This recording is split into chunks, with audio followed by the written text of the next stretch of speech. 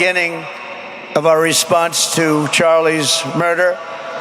Over the last 11 days, we have heard stories of commentators, influencers, and others in our society who greeted his assassination with sick approval, excuses, or even jubilation. You've heard that. So have I. Couldn't believe it.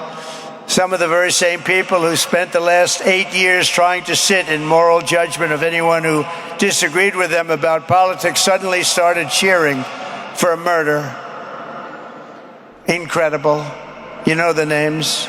They're major losers, by the way. That will be proven out in a short period of time.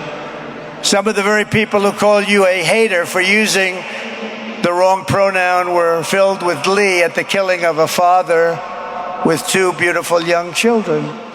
And the same commentators who this week are screaming fascism over a canceled late-night TV show where the anchor had no talent and no ratings, last week were implying that Charlie Kirk deserved what happened to him. No side in American politics has a monopoly on disturbed or misguided people. But there's one part of our political community which believes they have a monopoly on truth, goodness, and virtue, and concludes they have also a monopoly on power, thought, and speech. Well, that's not happening anymore. We've turned that corner very quickly. Tragically, atrocities of this kind, and kind that we saw in Utah, of all places, are the eventual consequence of that kind of thinking. If speech is violence, then some are bound to conclude that violence is justified to stop speech. And we're not going to let that be justified. The tradition of reason and open debate that Charlie practiced is not a pillar of our democracy. In many ways, it's the basis of our entire society. It's the right and inheritance of every free American, the greatest legacy of the Enlightenment, and among the most treasured achievements of civilization.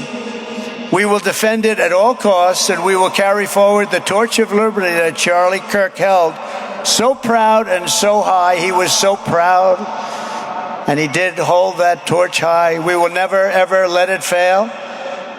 We will never let it fail. But we're going to raise it higher than ever before. It's going to be raised, and this is the beginning. Perhaps it should be no surprise that Charlie, who spent his life speaking with the critics of these traditions, ultimately became convinced that we needed not just a political realignment, but also a spiritual reawakening. We did. And we have to bring back